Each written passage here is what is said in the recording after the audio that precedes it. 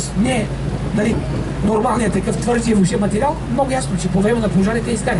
Но сега, ако говорим за живота, в историята на Османската империя има такива много интересни периоди. Гергьов ден 6 май. 6 май султанът вече напуска двореца си и започва да се премества в своята лятна резиденция. В 6 май султана издава заповед, че всички негови подчинени могат вече да се преселят в къщи си. Богат човек, но не може да живее така, по собствена воля, когато си иска. Трябва султана да му разреши. И как се предвижда? Предвижда се на корабче, на лодка, на яхта. Добре, ако възможности за предвижване са само по вода, тогава и снабдяването ще бъде по вода. Обърнете внимание, всички тези вече сме минали първия пост. Обърнете внимание, значи все още на територията на Истанбул има такива райони, където преобладават, така се каже, нали, по-така зелени пейзажи, т.е. кипариси или там пине, средиземноморски и други видове. Той мост вече сме го минали, но нищо ще го минем още веднъж, защото скоро ние след моста вече ще обърнем. Значи,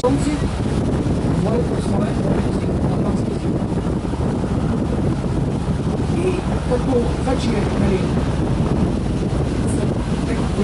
са приближи към този брег, от разстояние ще видите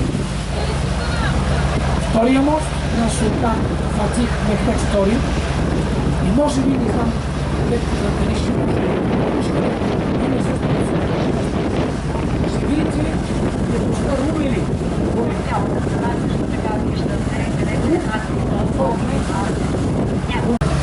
Молови, които ще идват от другите държави, да не могат да окажат помощните за. А тази негова идея е била реализирана много в азиатската част. Неговият прав, своите герои, своите богове.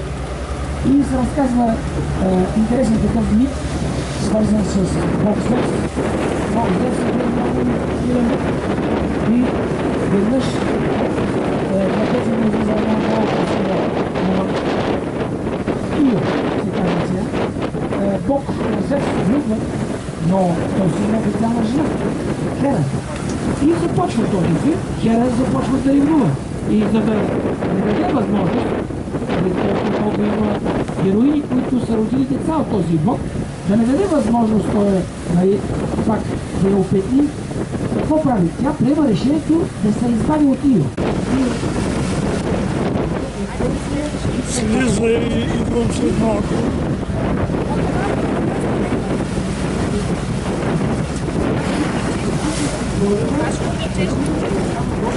Да.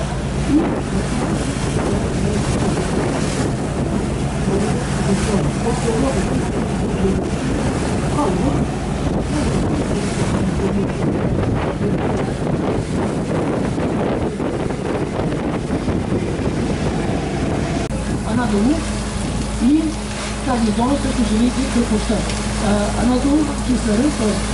Анадолска крепост е използвано почти до края века на там, тази история, като окончателно вече Турция възразяват всички тези територии, на Турция, възразяват всички участия Европейския съюз.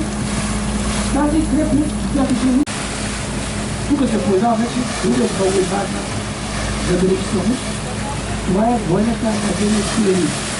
Сигурно сте слушали, ако не сте започнати години, имат достатъчно султан Мехмед II, който вече приема решението окончателно да се избави от тези миличари.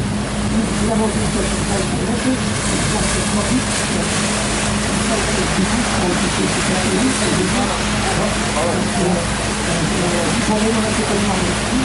Турците с османската армия вече минава на друго ниво, което е на френски пазар. И тук на следващите 10 години първо тук се прави една пазарна и след това се появи такъв кулени, заради тези френски, които имат от миналото времето, който е важен. Важно е най-ясно да всички така се кажем, да бъдат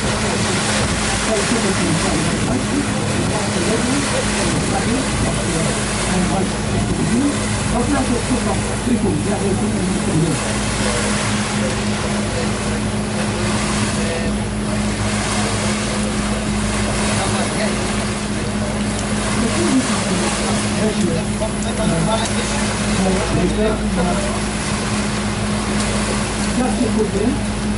Тук, както ви казах, в двата града се намират много къщи, много но тези разпорени къщи, които са именно в Азиатския бряг, една голяма част от тези принадлежат на султаните. Защо? Както в Европа, в тази част тези държави са логисти. Тук има един малък колец, Кючуксу, районът Кючуксу, Касър. Това е малък летен город, летен Индонезия. Тук си прекарват времето, по време на лов, но именно трябва ако го преведем жив архитектурно правило, да не нарушава общото гледка, т.е. силует на лице, този брой.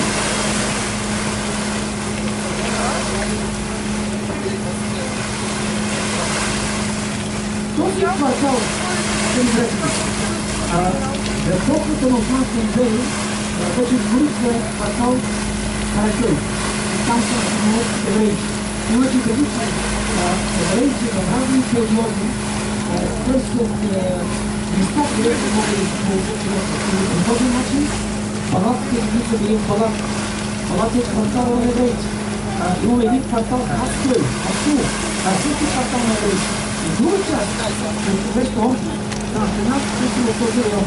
Но в края на 18 век започват армия да се държи в Световото и да се настаняват или в Световата част, или в Азиатската част на Световото.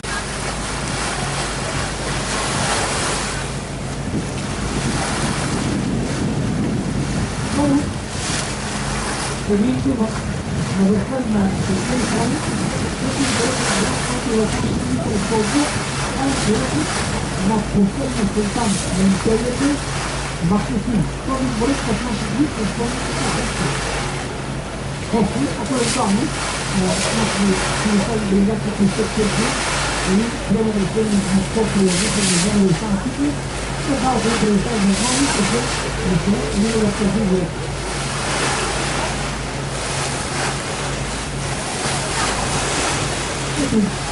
Ето да видите към дворец Белен-Беи. В цялата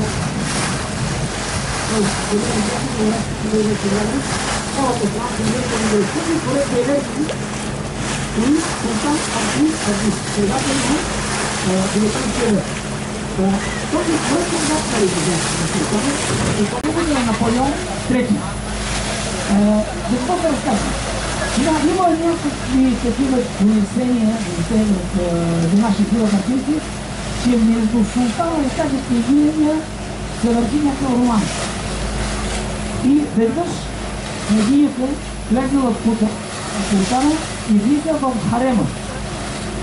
И майката на султана, като види тая княгинка, европейка, да влиза в харемата част, децата на сина й, Отдосило се присъствието на неговите хасийски социални жени, ударила един пресик на княгиня. Това там е само причина за много сериозен политически конфликт. Това е лошата част на събитието. Но има и нещо много интересно, свързано с историята и живота от този проект. В същия момент тази княгиня, тя не идва една. Не е живота и личните спосвати. И Борчев, което той не е запознат, хвърля една пилица, о, мамо мия! Най-необикновен вкус. Султана вика, чоп гизели. Много ми харесва. А готвачите гледат така от прозорството и той вика, аха, пинкарата е бил. Пинкарата е бил, това е първият стил от националната ни кухня. И това и се появява в този дворец. Това е, така се казва, хубавата тайна на едната историята. Обаче този дворец има още една лоша станция. След това започва вече постепенно ние се приближаваме към територията на квартал Искидар. Искидар е един от популярните квартали в азиатската част на Стамбул. Столицата от рибните ресторанти, т.е. така наречените вечерни клубове, те се разговарят на Дистигар. Дистигар се намира също в Долен този зависимости, една от тези зависимости с землието на стъпката на Сейдон. Както казва така, Дипримат. Архитектът на тази земи е майстор Синадо. Така да се този главен архитект на империята е бил влюбен в архитектът Султан. И той в този проект, този мисли, или две минарети. Тези минарети, едното символизира луната, другото слънце. Тоест, по този начин той изтъкна своите чувства. Ето, помага. В този район Дистигар в византийско време се е намирало също някакъв човек под време култа на Левицка. Всъщност, въпреки това, че това място е екскурсия в Холива, много толкова се да но как се разглежда по-подробно историята на древния град Бизнан, но такъв човек, който две държави са мъчи да завладеят древния град Бизнан, това е Спарта и Антиби. И така беше, гърците, когато имаме 450 лет, миналата ера, завладяли вече този район и ставили естествено компаниите на Холива. И там, където скоро ще видите кулата на Левицка, преди това отдела за 450 години, нямало никаква кула, там се е намирала някаква скала. Но гръцкият полководец Алкибайдо стои и там някакво здание. В античността, Бог знае кога е било, говори за една любовна връзка между Леандър, някакъв момък, който е живял в европейска част, и някаква девица, която е дала вече свещен обект, богинята Афродита, че тя ще посвети живота си на нея и по този начин тя е служила като изисква в храма на богинята Афродита. Обаче, неизвестно позитивно това се състоява в срещата, легенда, за мен е живял някакъв правител, султан и мухан, каквото.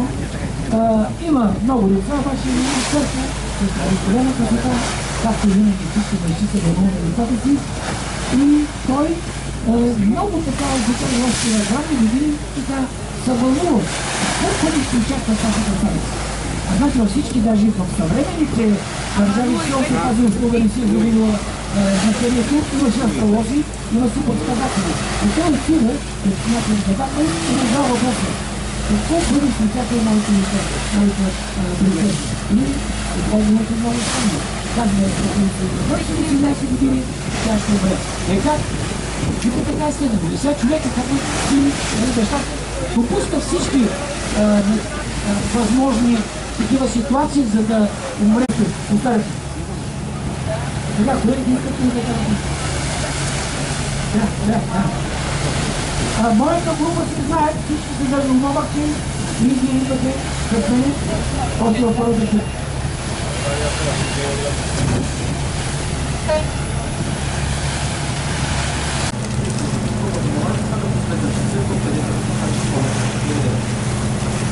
Моята група бъде с вас, трябва да